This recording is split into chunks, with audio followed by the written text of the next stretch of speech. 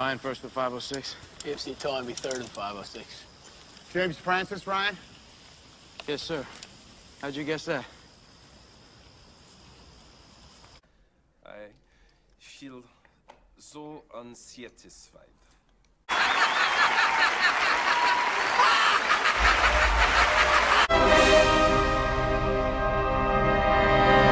So you ready for the top 5 movies of 1998? Yes, I finally made my last switching around. This was another tough year, man. A lot of movies. Very tough year, yeah. I mean, any one of these could, well, I won't say that. I would say we could probably do a top 10. I won't say any one of them could have been number one. There was a couple that stood out that would definitely be number one. Yeah, I think we'll both surprise each other on some things, I would guess, but we may have like one in common on this episode. We'll see. Possibly two, but yeah. All right. Well, do you want to start first? All right, I'll start first. My number 5 is The Big Lebowski. Ah, wow. Okay. That's a surprise. I surprised you on that one, didn't I? Yeah. I didn't even have that one as my honorable mention or anything, but yeah, Coen brothers. Yeah, Coen brothers. Yeah, I finally saw this probably last year. Yeah. And then I had to watch it again because there was so many like zany things going on in this thing. I mean, the whole premise of the story was there was the dude Lebowski. The dude, yes. Right. And he gets mixed up with this rich Lebowski. Right. So he gets beat up and stuff like that. Yeah. But then, then the guy's wife gets kidnapped. Right. Yeah. It's like that, but really, what makes the movie is not even that story. It's like just him hanging out with John Goodman and Steve Buscemi. Yeah. Goodman was a wacko in the movie. Totally. Yeah. Well, let's do it. He just out his spur, do something like really whacked out. Yeah. And they had the other guy. I don't even Buscemi. know. You probably know it is. No, not him. John Turturro as Jesus. Yeah, right. Yeah, the way he acted and stuff, so like great. with the bowling league and stuff like that. Ridiculous. And then the real Lebowski's daughter, is a painter. Right. And she comes in like on a swing, like nude, coming into the thing and landing on the painting, and that was like the work of art thing, body painting. They had like all these weird things. They pissing on the rug. He made this whole big thing about. And what about like him flying on the carpet and stuff? Like there's so much weird stuff in that movie, and I know. Somehow it kind of works. Like yeah, it did. I mean, I kept watching the movie off, and and people, were raving about this movie and stuff, and I finally said, okay, I'll watch it. And I was just in shock, like the first time I saw it. Yeah. And I had to see it again because I knew that there was like all these little pieces that I missed because I was just like trying to get a grasp on what the hell the movie was supposed to be about. Exactly. Because they did all these side things. Right, yeah. And Jeff Bridges was great as the dude. Like it almost embodies him as a person in a way, like the character. Drinking his, what were they, White Russians? Yeah, right. And smoking pot at the same time. Yep. So good. But yeah, I don't even know if it would make my top 5 Coen Brothers movies. It might, because it is it's a classic that does get better on repeat viewings, I think. Yeah, it So, does. I mean, yeah. there's just so many little things in that movie. Yeah, for Yeah. sure. It's Well, got my to be watched multiple times. yeah. Well, my number 5 is probably higher on your list, I'm guessing. Uh, totally switching gears. It's Saving Private Ryan. Yes, it is higher on my list. Okay. Yeah. Spielberg, another great World War II era movie that, Right, it's got him his second Oscar. yep. And man, this the opening scene of, storming Normandy is just incredible. Even if it was just that alone, it still probably would have made my list. But Yeah, it was probably like the first half hour of the movie. It right. was just like people just getting shot and ripped apart, Yeah. guts spilling on the beach. Yeah, a Very very realistic. graphic film. Yes. And It did win 4 other Oscars besides right. the best director. Yeah, and it probably should have won Best Picture as well, but I mean, Tom Hanks was amazing in the movie, playing the lead role, Captain Miller, I think it was. Yeah, Uh, I mean, he was nominated for a Comedy Academy Award, but he didn't get it this time. yeah, just Yeah, that scene where he has to like after I think it's Giovanni Ribisi's character gets killed, and he has to go off and like kind of have a little moment to himself to just cry, and his hand is shaking, and yeah, his hand was shaking a lot through the movie. right, right, Yeah, I yeah, can do that. So that's not that great. yeah. Well, that's true, but yeah, I mean, but you could like just see in his face like the PTSD that comes and goes, and then Matt Damon plays a small role as Private Ryan. Right. So Person that they had to rescue because 3 of his brothers got killed. right, yeah. Yeah, and great cast. I mean, all the guys that played in the movie. I don't remember Yeah, all their names, but Tom Sizemore and uh, Giovanni Ribisi, like I said. I mean, there was just so many. Even like Ted Danson shows up in the movie for a minute, and but then like the ending scene where they all have to secure the bridge is really intense too. yeah, and yeah, when you're thinking of a bridge, I think of a bridge like that's going over a huge river. Yeah, This was like a tiny little bridge yeah, that you could almost jump over from bank to bank. That's an exaggeration, but right. uh, it's like Yeah, yeah, a tiny piece of crap. yeah. That all these people had to defend, and you know Hanks did a really good job of taking over the squad because uh, the squad lost their leader and stuff like that. Right. So, when Ryan didn't want to leave, Yeah, he yeah. was pretty much forced to stay there and stuff. Yeah, and then the whole thing where, Hanks grabs him and says, "Earn this." That's a really cool scene too. Yeah, earn That this because he gave him his life yeah, at the cost of his own. exactly. Yeah, Yeah. great movie. And only my number 5. So, what's your number 4? My number 4, and this is going to surprise you. I have to go back down now. Uh-huh. The Thin Red Line. Ah, yes. I was not as big a fan of this movie when it came out. Yeah, the other war movie. Yes. Which is directed by one of, I wouldn't say my favorite directors, but Terrence Malick. He's directed some of the great films of all time, and Yeah, this one I don't know, like it's just kind of weird, like those scenes where they're just spouting poetry over yeah. stuff. I mean, this movie was like totally different from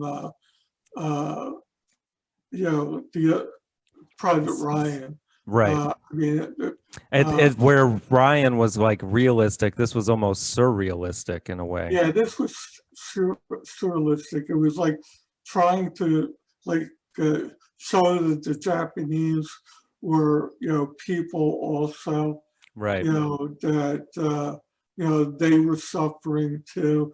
Hmm. The movie took place on Guadalcanal Hmm. after the Marines secured the island. Yeah. The Marines left and then the Army came in. The Army's objective was to hold the airport, Hmm. and to clear out the rest of the Japanese from the island. Yeah. And this movie had cameo appearances too. Oh And yeah. it had John Everybody. Travolta as a general. Right. Woody Harrelson was in it for a few minutes. Right, and at the end, what's his name was in it? George Clooney Right. Just for a few minutes. as the new captain and stuff.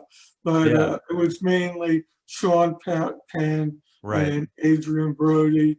Mhm. Jim Ben Caviezel, he was my favorite character in the movie, that because it was like he just wanted to hang out with the kids on that island, just escape the war altogether. Yeah, So I could relate to yeah. that I at mean, there least. was a lot of strange things. I mean, the Colonel was like weird. Yeah. It was like he, he was trying to get his star, Yeah, and he right. was over. Was that Nick Nolte that played that role? I can't Yeah, remember. and he was Yeah, always passed over and stuff like this. And right. he's telling them to take this hill. Yeah, And, the guy's going, that, I already lost a lot of men. This ain't going nowhere. yeah, We need reinforcements. We need more support.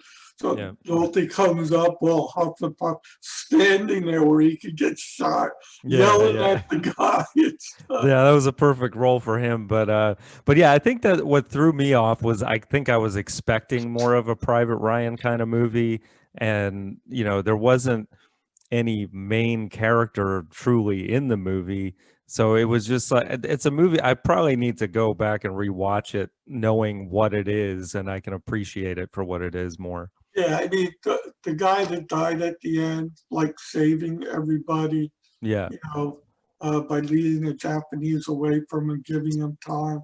right. He was like the main character. In the Yeah, movie. basically. Yeah, Yeah, Caviezel. Yeah. yeah. But And he was the one that was, spouting the philosophy, right. that, the Japanese were people, Yeah. like when they came, he was trying to be humane to them and stuff like that. Right, right. Yeah, it was like you were saying, it's like a surreal type of movie. But it kind of makes sense looking back, because I mean, even though you're in the midst of war, these guys still had time to have their thoughts, and you're like hearing their thoughts basically. So Yeah, so it was interesting a movie. different perspective on war. Yeah. Yeah. Well, cool pick. Well, my number 4 is Out of Sight. George Clooney movie with Jennifer Lopez, and directed by Steven Soderbergh. Have you not seen I'm this? not sure I saw that one. Oh, really? Yeah. Okay. It's a really fun kind of bank heist movie. Clooney plays a guy who's in and out of prison, and his partner is Ving Rhames, who is in, Mission Impossible, Pulp Fiction. And so it's got a lot of comedy between them, and Steve Zahn is really funny in it too. Also, Don Cheadle plays kind of their nemesis, who's also in and out of prison. It's got Albert Brooks in a cameo. They like try to steal his diamonds, and but really the heart of the movie is Jennifer Lopez plays this cop that's chasing him, but they have some love interactions that make it difficult for her to take him down. And it sounds like on paper that it would be kind of this cliche mess of a movie, but it's so well done. The direction by Soderbergh, especially, it's kind of got that Ocean's 11 feel to it, where it's just very stylized and fun. And Clooney, I think it's one of his best movies, actually. Okay, I'll have to So, check that one out. What's the yeah, name of it again? Out of Sight. Out of sight. Out of sight, out of mind. Yes. Yeah, you would like that Okay. movie. Yeah, So, it sounds like a good movie.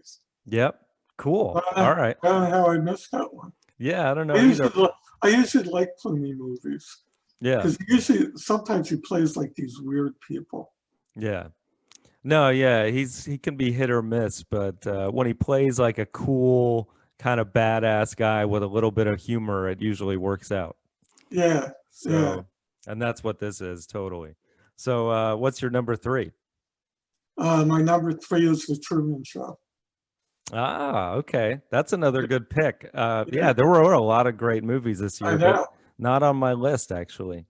Jim Carrey, probably in maybe his first dramatic role.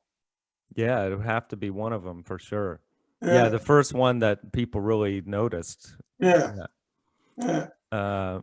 Was he nominated for Best Actor? He may have been actually for this. Offhand, I don't remember. But I yeah, it know was the great. Truman Show had 3 nominations, but I don't remember exactly Right, what they right. were for. Ed Harris played the guy that basically placed him in this this Yeah. show that he didn't even know was happening. It's a movie all about Jim Carrey. Yes, exactly. And then what's his line? He comes out of the house and says, good morning, and if I don't see you later, good afternoon and good night, or something like that. Yeah, exactly. Yeah, Right. so I mean, it was a weird movie.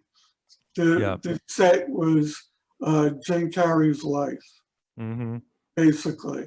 And The it was first reality 24 show. Yeah, the first 24-hour, 7 Yeah. days a week, forever reality show about Yes. Jim Carrey's life.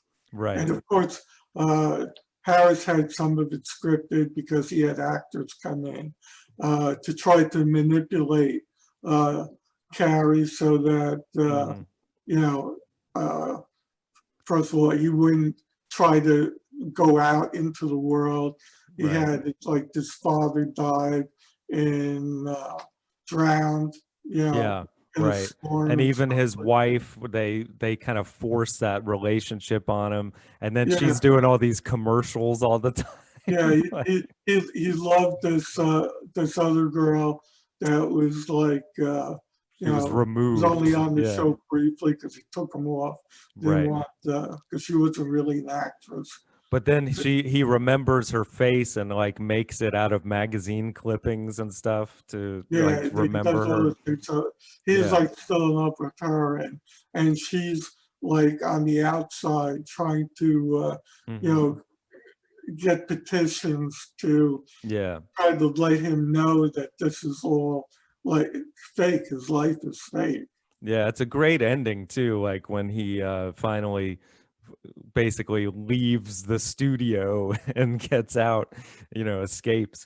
It's a good story on like, Right.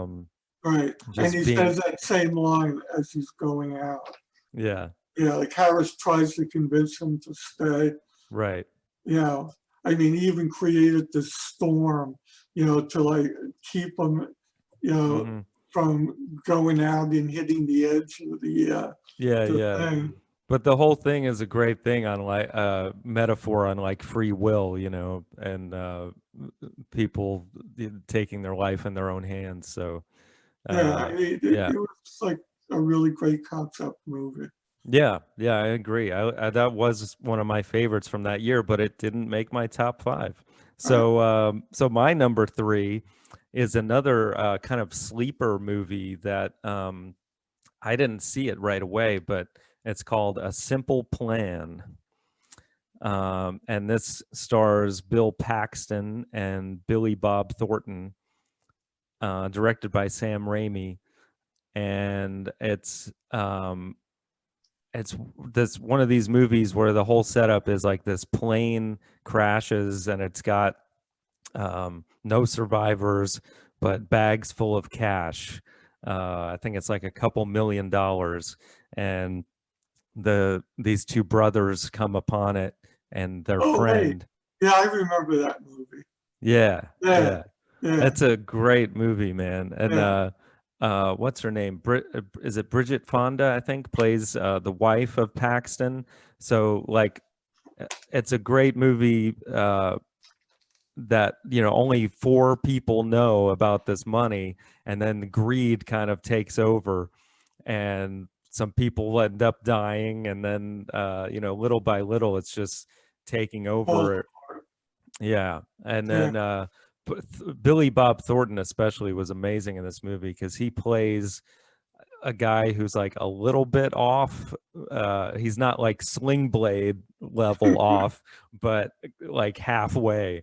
And it's just like a really sad performance because you know, he's got like no prospects or anything, and he always looks at Paxton as the brother who's got it all together. So they Paxton's great in the movie too, but and then the villain, you know, shows up later in the movie who, you know, ends up being these drug dealers basically looking for their money, and that's played by Gary Cole of all people, who plays Lumbergh in Office Space, but he was great as like a bad guy. So yeah, it was really well done, almost like a Hitchcockian feel of a movie, and some parts of it. So yeah, one of Yeah, my favorites. it's like the usual thing. Even in that old movie, uh, the prospector Yeah, with the gold, right, right, exactly. So yeah, simple setup, but Saber Mod, right, really well done. yeah, So yeah. So yeah, 98, man, had all kinds of cool movies. yeah. So what's your number 2? My number 2 was Saving Private Ryan. All right. I think I know what your 1 is, but we'll see. So my number 2 is Rounders. The poker movie with Matt Damon, Oh, yeah, Edward Norton, right. John Malkovich, who this might be my favorite Malkovich role of all time. He plays Teddy KGB, this Russian guy that owns this poker place underground, and he has this over the top Russian accent, and he says the weirdest things in this movie, like give me my money, like how he says it. It's just so great. Every scene he's in, I love. And then, you know, so many other great roles, like Turturro shows up in this one as well as I think it's like Joey Knish or something, like all these great New Jersey, New York kind of names. And they even go to Atlantic City at one point. But what's great about the movie is like, you don't have to know anything about poker to enjoy it, the way they make the movie, even though I do like poker. But the movie is really more a story just about someone who's really gifted at something. Of course, Matt Damon again, like a Goodwill Hunting-esque thing, but circumstances have brought him out of that. But then he comes back to it, and it's like him following his dream, basically. So so yeah, it's kind of like a feel-good movie, but at the same time, yeah, Edward Norton was great in it as his friend, who's not a great friend. And yeah, all the other characters are really good. So one I revisit a lot, so that's why I have it that high. Okay. So what's your number 1? you know what my number one is. That is, I know what your number one is. Okay. Okay. So yours is Shakespeare in Love. Yes, Shakespeare in Love. Yeah. My favorite romantic comedy. Really? Yes. Wow. Okay. Yeah. Yeah, I've only seen it once and it didn't really make that much of an impression on me at the time. Well, apparently it made impression on a lot of people. It Yeah. won 7 Oscars. Right. It won Best Picture, Yeah. Best Actress, Yeah. Best Supporting Actress. Okay. You know, three of the biggies. Yes, yes. And who was the main actor? Was it Joseph Fiennes, I think? Yes, it was Joseph Fiennes, Yeah. Gwyneth Paltrow. Yeah, and Paltrow did do really well playing both male and female, Female right? roles, yes. Yeah. Well, that's because back in those days, females couldn't be actors. Right. Yes, the crux So, of the movie. right. So the whole premise of the movie is that Shakespeare needs to write another play, and he's got writer's block. Right. And then he sees Gwyneth Paltrow and he falls in love with her right away. And he's like chasing her all over the place. Yeah. Yeah. And that's when he starts writing Romeo and Juliet. Right. Yeah. Exactly. So that's the basics of the movie. And she's betrothed to somebody else. Mm-hmm. Yep. So yeah, you got that whole thing. Isn't Ben Affleck is in this movie too, right? Yes, Ben Affleck's in the movie. He plays one of the actors. Right. Yeah. An actor playing an actor, obviously. Yeah, so, and there's like all these little conflicts going on and stuff like that. This theater gets burnt down, and then the owner of the other theater, who hates, him to begin with, lets him do his big play, Romeo and Juliet, and the thing. Yeah. And then at the end, Gwyneth Paltrow goes with the husband that she marries off to Virginia. Right. Right. Yeah. Yep. Very good. So love gained, love lost. I wasn't sure if you'd have it that high, but I knew you'd have it. There So are, yes, there are many favorite, parts in the movie. yeah. All right. Well, I'm glad you dig it that much. Yeah. So you know my number one And is now for Rushmore. yes. Out of all the Wes Anderson movies, and I'm sure you're not a fan of any of them, this is my favorite. No, I mean, for satirical comedy, I like Lebowski much better than I like Rushmore. Yeah, yeah. Yeah, I mean, Wes Anderson truly is an acquired taste. I mean, the Coen brothers kind of are as well, but yeah, Anderson's movies are like almost a genre unto themselves. I mean, I just saw the movie as this kid, Max Fisher, falling in love with a teacher. Yes. That she has no romantic inclination towards him at all. Right. And then the other teacher falling for her, and she still doesn't have any romantic inclination. Well, no, Herman Bloom. Even though they had a little affair. Yeah, Bill Murray. No, he doesn't play a teacher. He's like a steel. He owns a steel company. Herman Bloom is his character, and this is like, I mean, Murray had already played roles kind of like this, but he he makes it almost more dramatic than you would imagine. Like he plays this sad guy who's in a terrible marriage.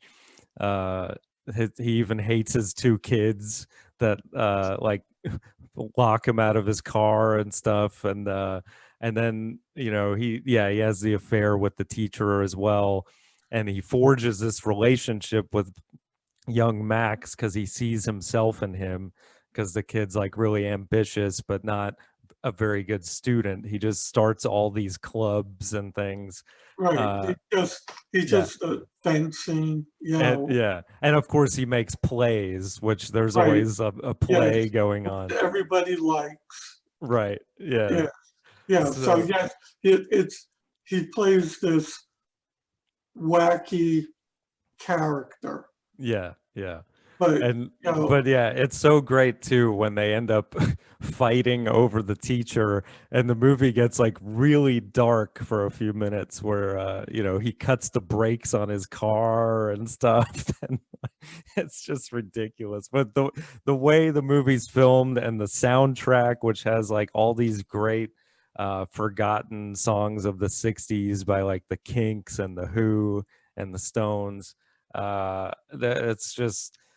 it's so great. And I love the character of Max Fisher, even though he can be really a creep of a kid. He's got his good points as well. And then it does have a happy ending kind of at the end too. So it's my number one. Well, I took the liberty of looking at it on Letterboxd right now, and it does have a higher grade than Shakespeare in Love. It's a 3.9, and Shakespeare is only a 3.2. Yes, I know. So I'm going to put Rushmore at 1 and Shakespeare at 2, and then we'll put Private Ryan at 3, I guess. But if you look at all the other movies, like Saving Private Ryan, The Big Lebowski, yes, The Truman Show, and The Thin Red Line, they all have higher ratings than Rushmore does. yes, but that's not how this works. So then my next one down is 2. So Rounders makes it at 4. So now at number 5, it's either going to be The Truman Show or A Simple Plan, because that's both our number 3s. So we got to go to Letterboxd again. This was probably going to be a close one, if I can spell. A Simple Plan has a 3.7. And let's see, Truman Show, 4.1. So you got Truman Show on there. I told you they all had higher ratings than Rushmore did. Yeah. So what was your honorable mention? What's that? What's your honorable mention? My honorable mention, Elizabeth. Okay. Yeah, another historical piece. Yeah. But only this is dramatical, not necessarily a comedy. And this had, who's the actress that played her again? Kate Blanchett. Kate Blanchett, right. Yeah. And this also had Joseph Fiennes in it. Oh, yes. Right. Yes. He had a good year. This was Elizabeth's early years. Right. Where she was free and fancy free or whatever. Or as happy as you could be with everybody trying to assassinate you to begin with. But yeah, exactly. Good pick. Okay. So my honorable mention was Fear and Loathing in Las Vegas. The Terry Gilliam directed movie where Johnny Depp plays Hunter S. Thompson, the Rolling Stone writer who was on drugs like constantly, going out into the desert with his friend played by Benicio del Toro, and they just get all sort of crazy hijinks ensue as they're just like drugged out of their minds for the entire movie. So I had to mention that one, even though it's not one that I go back and watch a lot. it's an interesting performance by Depp, especially. I think that movie actually it had to have informed his Pirates of the Caribbean role, which came a few years after that, because Jack Sparrow was constantly boozed up, so this probably helped. But all right, well, cool. Well, let's read off our top 5 favorite movies of 1998. At number 5, The Truman Show. At number 4, Rounders. At number 3, Saving Private Ryan. At number 2, Shakespeare in Love. And at number 1, Rushmore. Yeah. Not even a reluctant yeah from you on that one. Not after you said Rushmore. No, I should have chimed in before that. So when wait. you said Shakespeare in Love. So what would be your favorite Wes Anderson movie if you had to pick one? How many have you you haven't seen all of them probably, right? Well, name a couple of them. Let's see. There was The Life Aquatic, where Bill Murray plays kind of the Jacques Cousteau kind of character. Yeah. Did he do the one with the Boy Scouts? Yes, yeah. That's actually one of my least favorites. I like that one. Did you? That makes sense. Total opposites. Well, good episode. So yeah, we'll see you on the next one. Top 5 movies of 1999. Be sure to check out all our others. We started with 1975 and still going. So I'll see you on the next one. Love you. Yeah, wait a second. You realize that we did 12 movies and we only agreed on one? Yes. So great. And I knew that was the one that we'd have together, which barely made my list. I know. All right. Love you too. Okay, bye. Bye.